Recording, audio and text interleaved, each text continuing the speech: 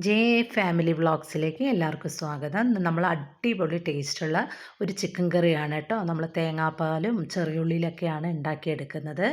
അത് എങ്ങനെയാണ് ഉണ്ടാക്കുന്നതെന്ന് നമുക്ക് നോക്കാം. വീഡിയോയിലേക്ക് പോവാം. ഉരുളി വെച്ച് കൊടുത്ത് അതിലേക്ക് നമുക്ക് ആവശ്യത്തിനുള്ള വെളിച്ചെണ്ണ ചേർത്ത് കൊടുത്ത് നമുക്ക് ചെറിയുള്ളി ചേർത്ത് കൊടുക്കാം. ഒരു 14 ചെറിയുള്ളി ഞാൻ ചെറുതായിട്ട് കട്ട് ചെയ്തെടുത്തതാണ്. അതിലേക്ക് നമുക്ക് ചതച്ച് വെച്ച ഇഞ്ചി വെളുത്തുള്ളിയും കൂടി ചേർത്ത് കൊടുക്കണം കേട്ടോ.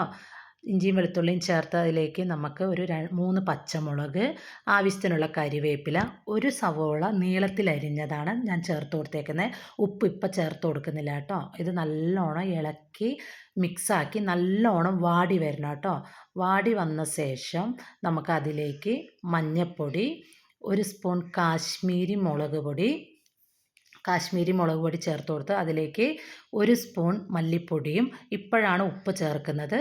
ഇതിലേക്ക് നമുക്ക് ആവശ്യത്തിനുള്ള ഉപ്പും കൂടി നമുക്ക് ചേർത്ത് കൊടുക്കാം. അത് ഉപ്പും കൂടി ചേർത്ത ശേഷം നമുക്ക് ഈ പൊടികളുടെ പച്ചമണം മാറുന്ന വരെ ഇതൊന്ന് നമുക്ക് നല്ലോണം ഇളക്കി മിക്സാക്കി എടുക്കണം. ആ പച്ചമണം മാറിയ ശേഷം നമുക്കിതിലേക്ക് ചിക്കൻ ചേർത്ത് കൊടുക്കാം കേട്ടോ. ആ പൊടികളുടെ പച്ചമണമൊക്കെ ഒന്ന് മാറുന്ന വരെ നമുക്ക് ഇളക്കി കൊടുക്കാം. അതിലേക്ക് നമുക്ക് ചിക്കനും കൂടി ചേർത്ത് നമുക്ക് ഈ ഉള്ളിയിൽ മസാലയിൽ നല്ലോണം ഇളക്കി മിക്സാക്കി കൊടുക്കണം. ഇപ്പോൾ ഒന്നും നമ്മൾ വെള്ളം ചേർത്ത് കൊടുക്കുന്നില്ല കേട്ടോ.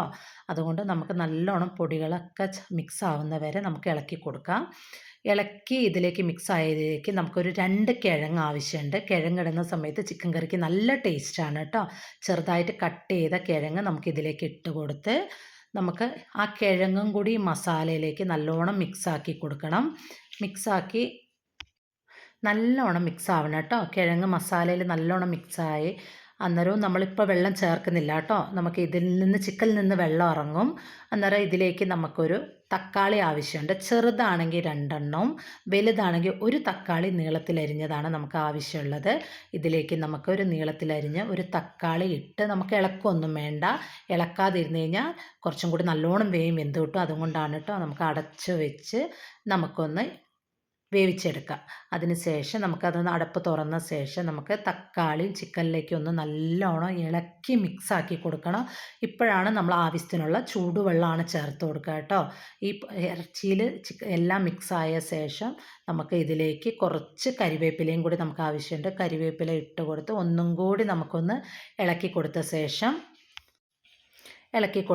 നമുക്കിതിലേക്ക് നമുക്ക് ആവശ്യത്തിനുള്ള ചൂടുവെള്ളം നമുക്ക് ചേർത്ത് കൊടുക്കാം കേട്ടോ. ഇതൊരു സെമി ഗ്രേവി ആയിട്ടാണ് ഞാൻ വെക്കുന്നത്. എനിക്കിവിടെ അധികം ചാറ് വേണ്ട. പിന്നെ കുറച്ച് തേങ്ങാപ്പാലും കൂടി ചേർക്കുന്നതുകൊണ്ട് അത്യാവശ്യം ഗ്രേവി തന്നെ ഉണ്ടാവും കേട്ടോ. ഇതൊന്ന് നല്ലോണം ഇളക്കി കൊടുത്ത ശേഷം നമുക്കിനി അടച്ച് വെച്ചൊന്ന് വേവിച്ചെടുക്കണം. ഇതൊന്ന് നല്ലോണം മിക്സ് ആക്കിയ ശേഷം നമുക്ക് അടച്ച് വെക്കാം കേട്ടോ. തീ കൂട്ടി വെച്ചിട്ട് നമുക്ക് കുറച്ച് നേരം പകുതി വേവാവുന്നവരെ നമുക്കൊന്ന് അടച്ച് വെച്ച് വേവിച്ചെടുക്കാം. ഇനി ഇതൊന്ന് നല്ലോണം വെന്ത് വരട്ടെ കേട്ടോ. നമുക്കൊരു അടപ്പ് വെച്ച് നമുക്കിതൊന്ന് അടച്ചു കൊടുക്കാം. അന്നേരത്തേനും നമ്മുടെ കറി ഏകദേശം വെന്തിട്ടുണ്ട്. വെന്തതിലേക്ക് നമുക്ക് ആവശ്യത്തിനുള്ള തേങ്ങാപ്പാൽ നമുക്ക് ചേർത്ത് കൊടുക്കാം. പിന്നെ ഇതിലേക്ക് പൊടികൾ നമ്മൾ ഗരം മസാല, കുരുമുളക് പൊടിയൊന്നും നമ്മൾ ചേർത്ത് കൊടുത്തിട്ടില്ല ഇതുവരെയായിട്ടും. നമ്മളിപ്പോഴാണ് നമ്മൾ ചേർത്ത് കൊടുക്കുന്നത് കേട്ടോ. ഈ സമയത്ത് കറിയിലേക്ക് നല്ലോണം എരിവ് പിടിച്ചോളും. ഇതിലേക്ക് ഒരു സ്പൂൺ കുരുമുളക് പൊടി ചേർത്ത് കൊടുത്തിട്ടുണ്ട്. ഒരു സ്പൂണ് തന്നെ ഗരം മസാലയും കൂടി ചേർത്ത് കൊടുത്ത് നല്ലോണം ഇളക്കി മിക്സാക്കി കൊടുക്കണം.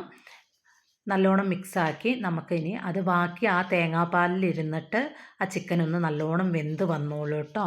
ആ വെന്ത് വന്ന ശേഷം നമുക്കിതിലേക്ക് കടുകൊക്കെ വറുത്ത് ചേർക്കാനുണ്ട്. അന്നേരത്തേനും നമുക്കിതൊന്ന് നല്ലോണം ഇളക്കി വെച്ച് ഒന്നും കൂടി നമുക്ക് നല്ലോണം ഒന്ന് വേവിച്ചെടുക്കാം.